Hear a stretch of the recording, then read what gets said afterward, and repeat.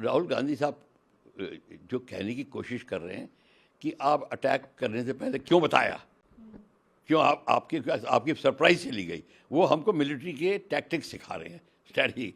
वो कह रहे हैं कि आपने क्यों बताया। भाई उनको बताना इसलिए ज़रूरी था, हम टेररिस्ट पे अटैक कर रहे हैं, तुम्हारे पे हमला नहीं कर रहे, ये बताया उन्होंने, और बिल्कुल ठीक था, उसमें बताया उन्होंने। और अगर उसके ऊपर जो जब हमने एक बार डिसीजन ले लिया तो एयरफोर्स ने डिसाइड किया हम ये वेपन यूज़ करेंगे, ये मेथड यूज़ करेंगे, ये एयरक्राफ्ट यूज़ करेंगे। इसमें क्या अब कोई सवाल पैदा नहीं होता कि किसी को और को बताना पड़े। जब एक बार क्लियरेंस मिल गई है आर्म फोर्सेस को कि आप इस नाउ लड़ाई का हुक्म मिल गया है, लड़ाई का हुक्म जब मिल जाता है तो कमांडर पर डिपेंड करता है कि वो कौन सा वेपन यूज़ करे, किस टाइम यूज़ करे, कैसे यूज़ करे। ये उसके ऊपर पॉलिटिकल लीडर नहीं इंटरफियर करता। वो इसलिए नहीं करता क्योंकि अगर फर्ज करो कोई केस इंटरनेशनल क्रिमिनल कोर्ट में जाता है तो फौज ये ना कह दे कि हम तो अटैक नहीं करना चाहते थे, हमको तो पॉलिटिकल लीडर ने बोला था, हमने अटैक कर दिया। जैसे सेकेंड वर्ल्ड वॉर में हिटलर के लिए कहा जाता था वी वर ऑर्डर टू किल।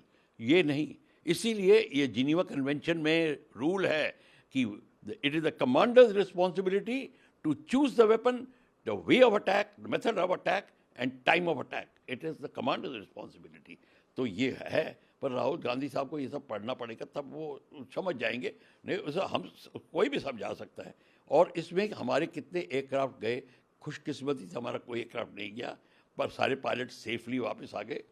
पर अगर राहुल गांधी साहब और अगर लड़ाई होती है तो हम ये नहीं देखते कि हाँ बॉडी बैग्स कितने और कौन मरा कौन, हमें टारगेट डिस्ट्रॉय हुआ कि नहीं हुआ। कोई गिरते हैं शाह सवारी मैदान जंग में, वो तिफल क्या गिरेंगे जो घुटनों के बच चले। तुम बैठे हो यहाँ पे अपने सोफ़ों के ऊपर है ना, बात कर रहे हो जंग की, वो बात होती है। हम लोग को सिर्फ यहाँ बैठे हुए हैं, जो वहाँ पे होता है वो उनको पता होता है। और अगर कितने एयरक्राफ्ट खोए या नहीं खोए, ये गवर्नमेंट की को चिंता करनी है। और हमने कोई, मैं बता रहा हूँ, कोई एयरक्राफ्ट नहीं खोया, हमने कोई पायलट नहीं खोया। एयरक्राफ्ट में अगर 2-3 गोली लगती हैं उसको खोना नहीं कहते, वो आए और रिपेयर हो जाते हैं। और आपने पॉलिसी डिक्लेयर कर दी है कि किसी कंट्री के आतंकी का ठिकाना जो है वो आप पे अटैक कर रहा है। जो नॉर्मल कार्यक्रम होता है कंट्रीज़ में, आप external affairs minister to external affairs minister, prime minister to prime minister वार्तालापें होती हैं कि भैया अपनी आतंकवादियों की गतिविधि छोड़ दीजिए, आप पे अटैक आ रहा है, जो हिंदुस्तान ने 100 बार कर दिया था। और उसके बावजूद अगर उसके बावजूद दुश्मन नहीं रुकता तो आप वो कार्यक्रम करिए जो आपके देश में के हित में हो। आपको ये नहीं कि कोई फॉर्म भरना है, कोई परमिशन मांगनी है, कोई एनओसी लेना है, ऐसा कुछ नहीं है। आपने एक बार बता दिया, यहाँ तक कि यूनाइटेड नेशंस में बात चली गई है, वर्ल्ड ओपिनियन आ गई है, पाकिस्तान को लोग कहते हैं और यहाँ के कई कंट्रीज़ ने उनको टेररिस्ट स्टेट भी डिक्लेयर कर दिया है। इसके होते हुए भी हमारे एक्सटर्नल अफेयर मिनिस्टर ने ये चेतावनी दी कि देखिए हम अटैक कर रहे हैं टेररिस्ट ठिकानों पे, मिलिट्री बेसिस पे नहीं कर रहे हैं। हमारी एडवाइस है कि आप इस सारे कार्यक्रम से बाहर रहिए। हमारे उसकी आर्मी को कहा, पर आर्मी ने एडवाइस नहीं मानी और उनके इसमें भाग लिया।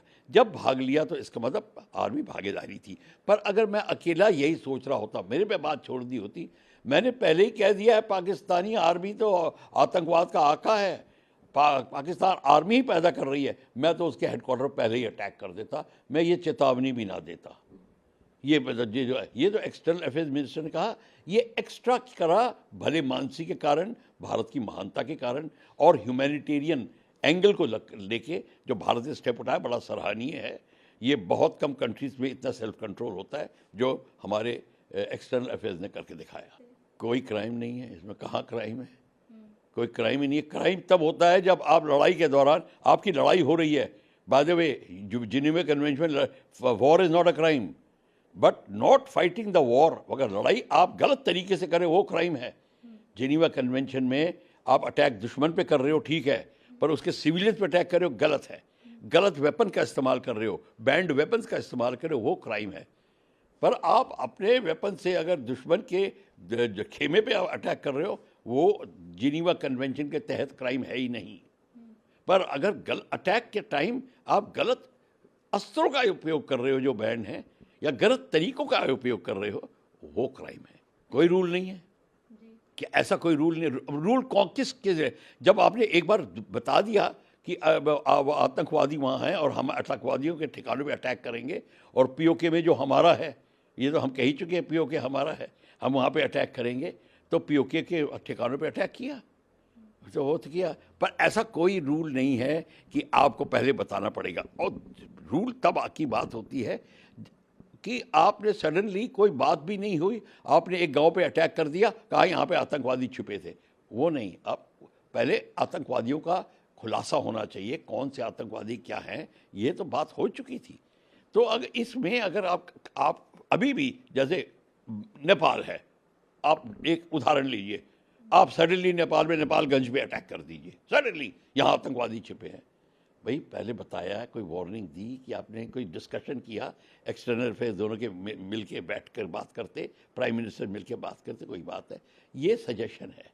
पर अगर देश के ऊपर ऐसा आतंक आ रहा है कि बीटिंग करने का टाइम नहीं है, तो आप पहले अपना मिलिट्री नेसेसिटी को दूर करिए, उसका उसका उसका उसका अब समावेश करिए, और फिर अपना अटैक बात करिए, ये भी है।